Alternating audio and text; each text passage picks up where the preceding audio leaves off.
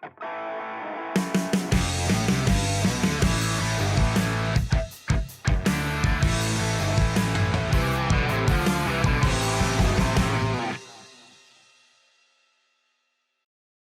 and welcome to Throttle Up. Now, let's say you are in the marketing team of a very famous brand like Toyota. You know you have winning products which have literally crushed the soul of other competitors, so much so that the flagship product that you have has become a brand in itself. You also know that the market segment you're catering to is one of a discretionary spender who is willing to spend lakhs and lakhs of rupees on a car. How would you upsell them? You already have a winning product. How do you just tweak it a little bit, yet be able to successfully convince the customers that it's a justifiable upgrade? The Toyota Legender is a masterclass in that. The Legender in the Fortuner lineup is exactly what the Pro versions are to the iPhone lineup. It is better in some regard. They are extremely expensive, yet they are still be able to convince the customers that in order to flaunt your wealth, in order to differentiate yourself from the other Fortuner or the iPhone buyers, how are you better?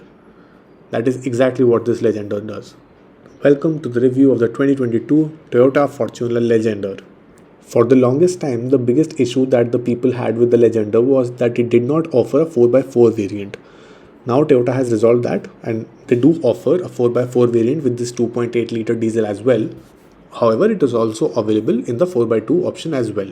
The Legender gets a 2.8 liter diesel engine which is mated to a 6-speed automatic transmission, and it is the only option that you get. Now, opening the engine bay, it's a very dusty one because this is the test drive car, so it has been used a lot. But it's a very deep and huge engine bay, has a lot of insulation on the bonnet itself. Now, this 2.8 liter diesel produces 204 PS of max power and 500 Newton meters of torque, which is astounding, honestly. It is a very good torque figure and it deserves that because it's a 2.8 liter Toyota diesel and it still doesn't get the hydraulic struts, even though this is almost a 50 lakh rupees car. God only knows what one has to do to get premium features in a Toyota, but nonetheless, talking about the front profile, has a lot of redesigned elements overall as compared to the regular Fortuner. It gets this wavy sort of design for the front top grille. It's also smaller at the face value, has this piano black finish across the top of the headlamps, which are also connected through a piano black finish on the top of that grille. So I really like that. Has a huge air dam down below, which has a very similar plastic design, a wavy kind of like design, sea waves. This is a silver finish skid plate. Again, a lot of gloss black treatment, which I personally like a lot since this is only available in the white color. That black actually adds to the contrast. See how the gloss black finish is designed in a way that it looks like a big bracket on both the sides, and that white part is overlapping that black aspect, and very nice, very neat. It looks so nice and so innovative, honestly.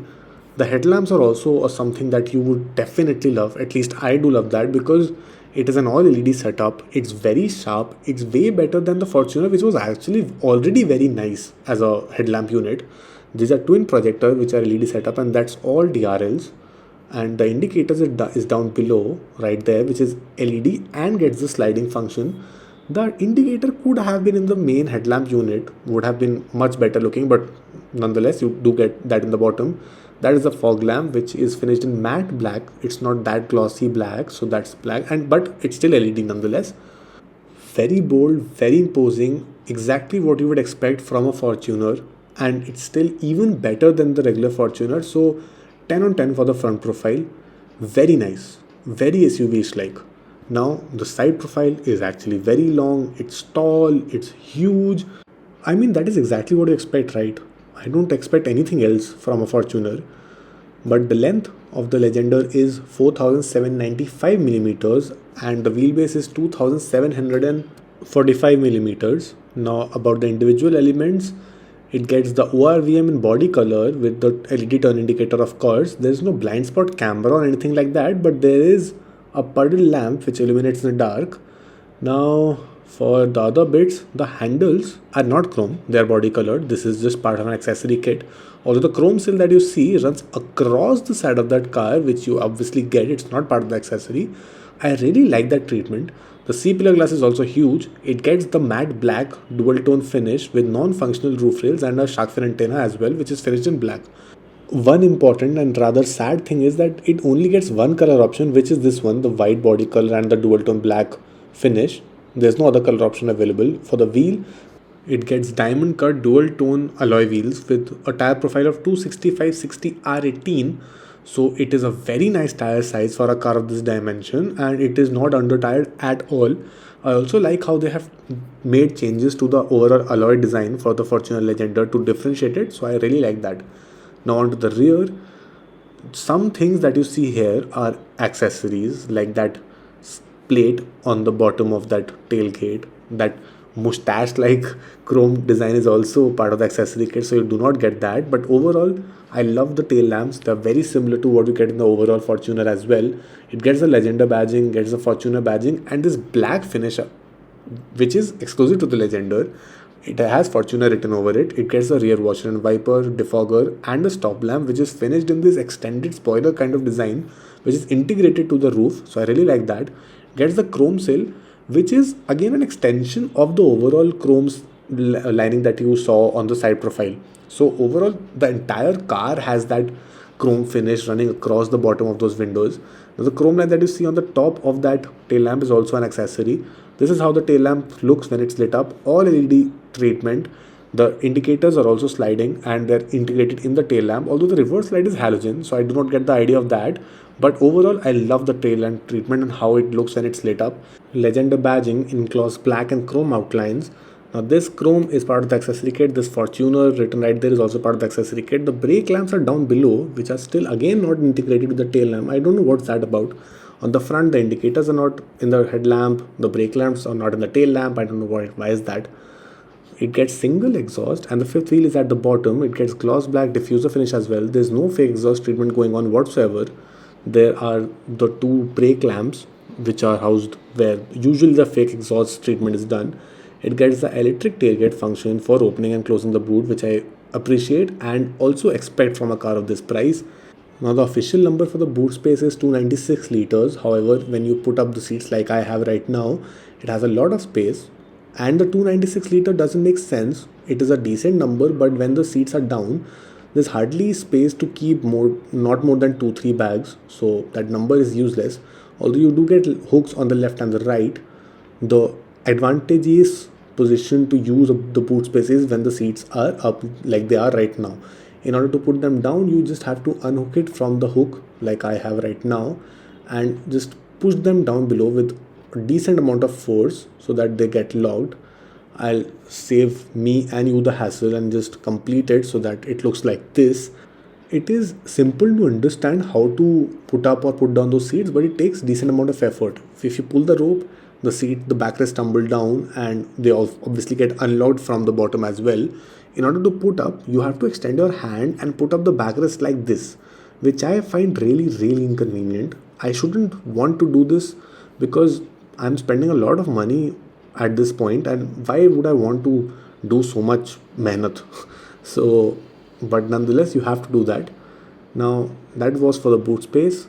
This is how you can close the tailgate. This gets the powered function, so no effort required from your side in order to close or open the tailgate, which is very much appreciable. Now let's head to the second row of the Fortuner. Now, unlike the overall Fortuner, where you get the chamois beige treatment or overall black treatment, it gets dual tone red and black treatment to get a more sporty appeal. Fortuner written right there. Hard plastics on the top. This is finished in leather. This is also finished in black leather with red stitching running across it. The bottoms are also hard plastics. The bottle holder is of decent size. You also get a lamp to provide illumination. Speaker size and the speaker shape would remind you of the Fortuner. Gloss black finish for the window, chrome for the door sill, and this boomerang shape that you see houses the ambient lighting as well, which is finished in white. Now onto the seats. The best part that I find is that they're reclinable. There's a range of settings that you can have for the recline angle for that backrest, which I really love. So there's no problem whatsoever for the setting the recline angle, although you have to adjust it accordingly if you have to have decent space for the third row. Again, not at all complaining about the space, because even though there is decent amount of space for the driver's side, you just can see how much spacious the second row is. And the Obviously, the recline angle is also adjustable, and the position of that backrest is also adjustable. It gets a 60-40 split as well. Now, adjustable headrest for all the three passengers, even the middle one gets a headrest. Now, the seat angle I have already talked about. The armrest has two cup holders which can be popped out like that, just like the Innova or the Fortuner, although it's very narrow and bit on the smaller side, so not very helpful for an armrest, so to say. Now, you also get hooks and magazine holders on both the sides at the back of the two front seats. You get some space to keep your stuff, two USB sockets, no Type C socket, which is kind of a miss. The rear AC vents are not housed in the center console because they're on the top, just like every other Toyota. Grab handles, which have a soft pull finish, nice. AC vents are very flimsy, very orthodox. The cabin lamp is LED finish, so I like that. The controls to control your air conditioning for the rear has three separate buttons which are separate to one in the front, so it gets the dual zone climate control, which I really like. AC vents I'm not a fan of, because then again, very similar treatment that what they did in the 15-year-old Toyota Innova. Not at all innovative when it comes to the plastic finish. This is how the dashboard looks like. Very similar to that of the regular Fortuner, but you can see that the finish and the treatment of colors is very different to what we get in the overall Fortuner. Now let's head to the third row of the Legender. Very simple to tumble down the seat, but there's no electrical function to that. It is still manual. It will still make a lot of noise.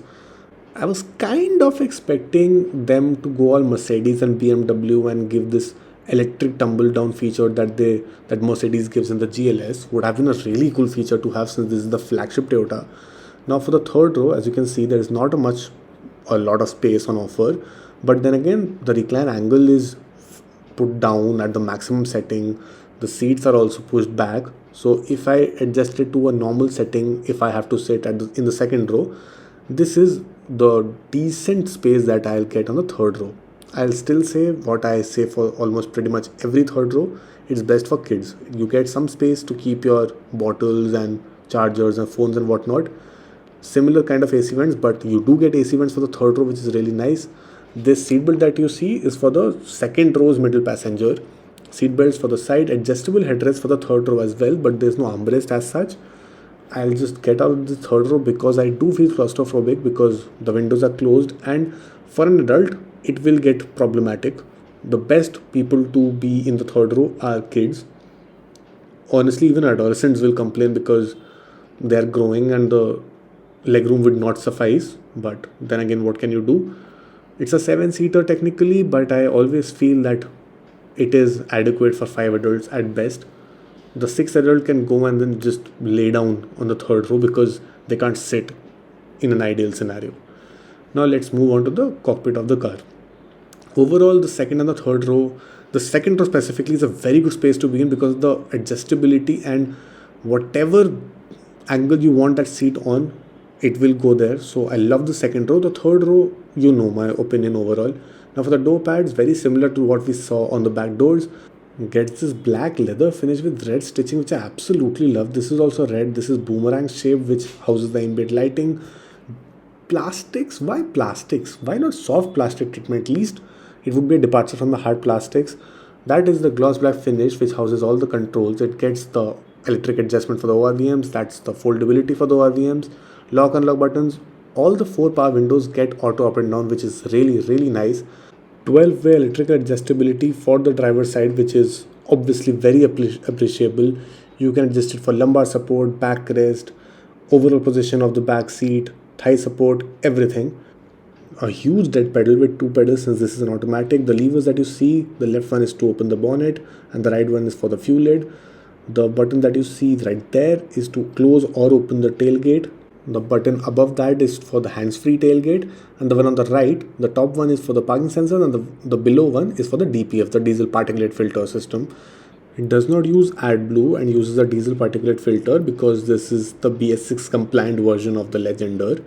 The ingress and the egress is difficult because it's a really tall car, but to make things easier, you get a grab handle on the A pillar and also a side mount step, so that does help the cause a little bit.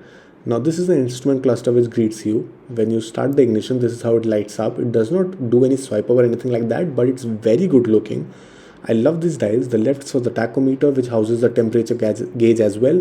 The right one is the speedometer, which also houses the fuel gauge in a smaller dial. Now onto the MID, you get similar things that you see on the regular Fortuner. This is to adjust the AM, FM, the modes of the radio and the media. That's to control the settings, the vehicle settings. You can customize a meter with the language units, the eco mode, what drive info do you want to get displayed on the MID. So very similar to what we see in the regular Fortuner, the Innovas, and also the Toyota Hilux. And obviously the odometer and the current average range displays there. In terms of the steering feel, it's finished in leather with wood on the top as well. The steering wheel is obviously adjustable for reach as well as rake. Super nice to hold, super chunky, and that leather that you see is finished in red stitching to have this red dual tone appeal which they have done across the interior of the car. So I really like that. The horn is right there in the center. That's the wooden finish on the top. The left buttons are to control the infotainment. The two buttons at the bottom are to hang up or pick up the call. The right controls are for the MID, and this stock is for the cruise control. Now for the wipers, the stock is on the left like every other car. The right stock is for the headlamps. You do get auto headlamps as well. It does get the paddle shifter since this is an automatic, and since the Legend does come in automatic, you will get the paddle shifters.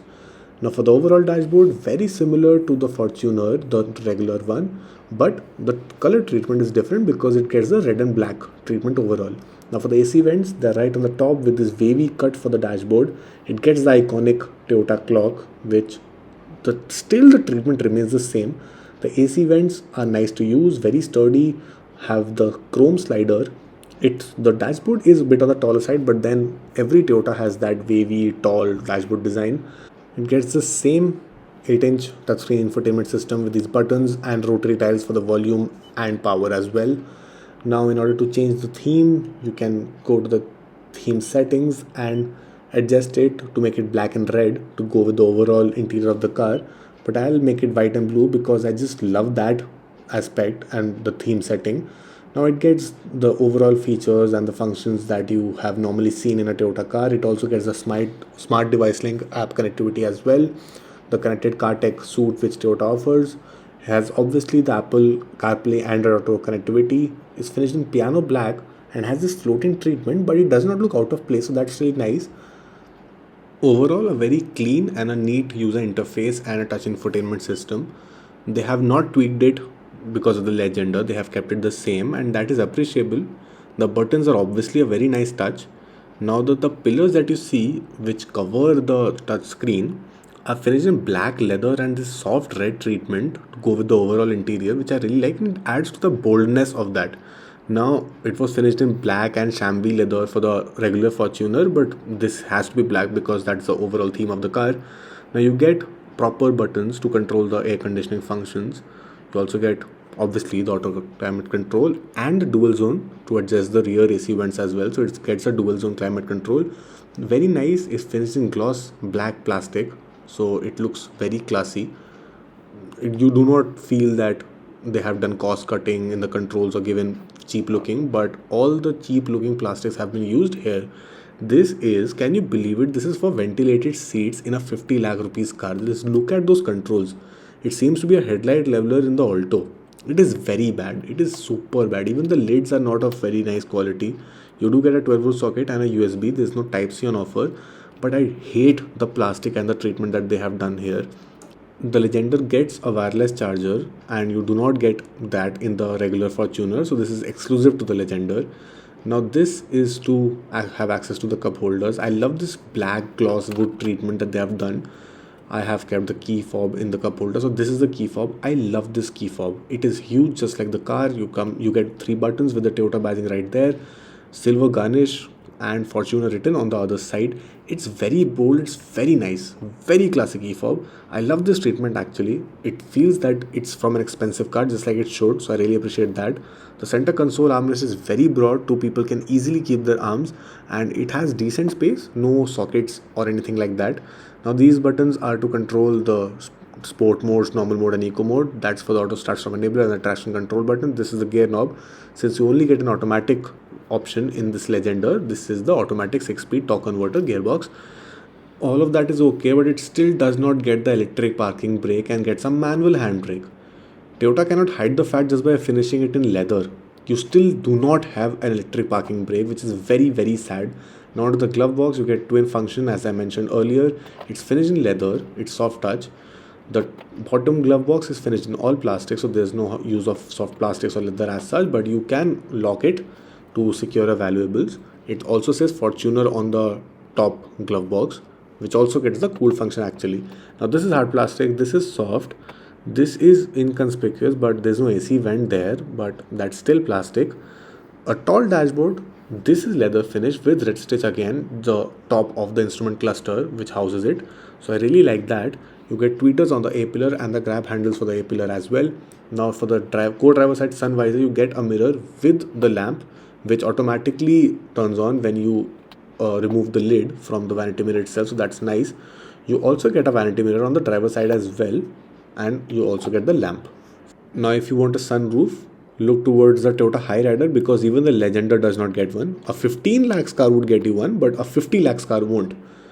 It gets the sunglass holder, which opens really quickly actually. Just look at this, it's very swift. So again, simple thing. It gets LED treatment for the cabin lamps, which I really like, and the controls are also very simple to use. Now it gets the IRVM, which is auto dimming. Now before that, the seat belts are adjustable, the headrests are adjustable. It gets black and red stitching and red black treatment for the overall seat. The bolstering is very nice, the cushioning is nice, broad seats very comfortable. You are in a Toyota Fortuner, so it has to be that. And that was it for the features. It obviously gets 7 airbags, and most of the safety features and even the overall features remain pretty much the same. The only differences are from the exterior and the interior theme, because all of the changes are cosmetic. The only few changes in the features that you get are the wireless charger, the auto dimming IRVM, a rear USB port, and I think that's pretty much it. Everything remains the same as compared to the regular Fortuner, and the price difference is obviously huge. So I still don't understand why Toyota has priced it so high. I understand that the looks are great. If someone wants to have something else other than the regular looking Fortuner, the Legender is a very good looking car. But the price difference is absolutely not justified. Not at all.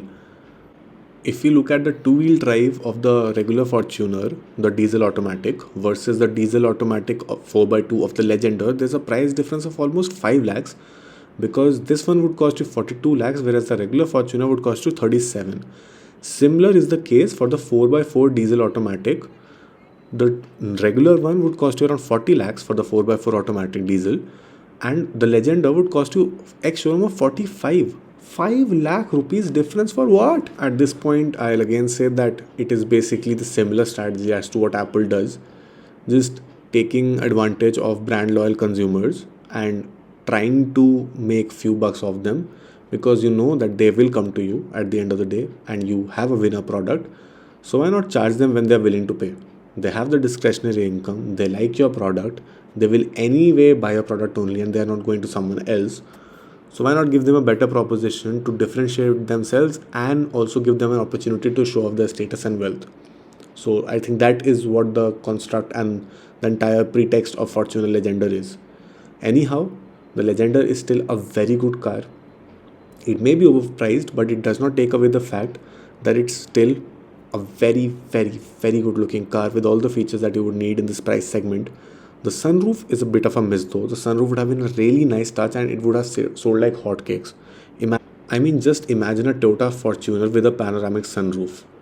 That would beat all the competition by far. Sedans, SUVs, luxury entry level cars, everything.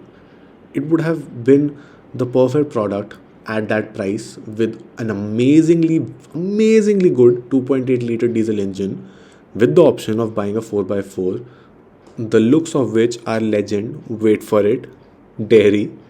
So I hope you get the reference. But nonetheless, coming back, that was the review of the legendary Fortuner Legender. Do let us know in the comments whether would you buy one if you had a budget of 50 lakhs, or would you upgrade to a German European car like the BMW or Audis of the world, or would you stick to the Toyota but the regular overall Fortuner? If you do consider the Legender and if you are willing to buy one, or some of you see it as a dream car, do let me know what is the best part that you find about this car. Like our video to help the algorithm a little bit, and also obviously if you appreciate our content, subscribe to our channel. Keep watching Throttle Up.